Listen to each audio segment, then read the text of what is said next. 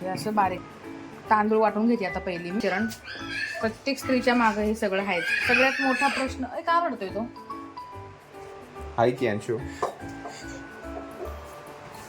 सगळ्यात मोठा प्रश्न म्हणजे काय, उद्या काय बनवू आणि दुपारचं जेवण झालं की संध्याकाळी काय बनवू असं होतं. आणि आता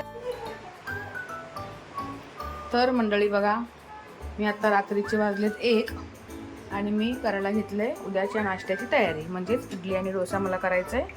इथे तांदूळ, हे डाळ ऑलरेडी तांदूळ थोडं बारीक झालंय. हे सगळं मला आता वाटण करून छान असं इडली बॅटर करून ठेवायचं उद्याच्या नाश्त्यासाठी. आता आपल्याला किती टेन्शन असतं ना, उद्या काय बनवायचं नाश्त्याला, दुपारचं जेवण काय बनवायचं, हे सगळं प्रत्येक स्त्रीच्या मागे हा प्रश्न आहे म्हणजे आहेच.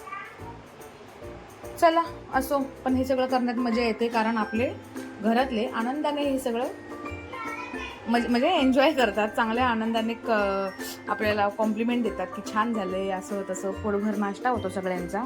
म्हणून हे आवडीने आपल्याला करावंसं वाटतं. खरं तर भले एकदा कुटाणा वाटला पण आवडीने आपल्याला करायला आवडतं आणि खायला पण आवडतं. पण भांडी घासायला मला नाही आवडत ह्याची, लय लय भांडी निघतात बापरे. जाऊन दे, चला असो. आता हे सगळे मी आता बारीक करते आणि उद्या तुम्हाला ह्याच्या इडली आणि डोसा बनवून दाखवते, ठीक आहे. तर बघा मंडळी, आता हे संपूर्ण बॅटर मी मस्तपैकी असं बारीक केलेलं आहे. हे बघा, आताच सगळं बारीक केलं. आता सगळं मस्त परत किचन थोडासा आवरते आणि हे पीठ छान असं फर्मेंट व्हायला ठेवून देते. छान फर्मेंट होईल याच्यामध्ये.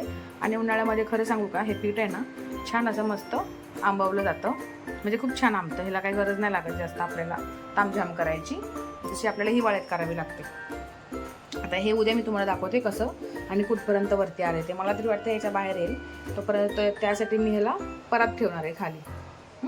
चला तर आजचा ब्लॉग इथेच संपवते. बाय.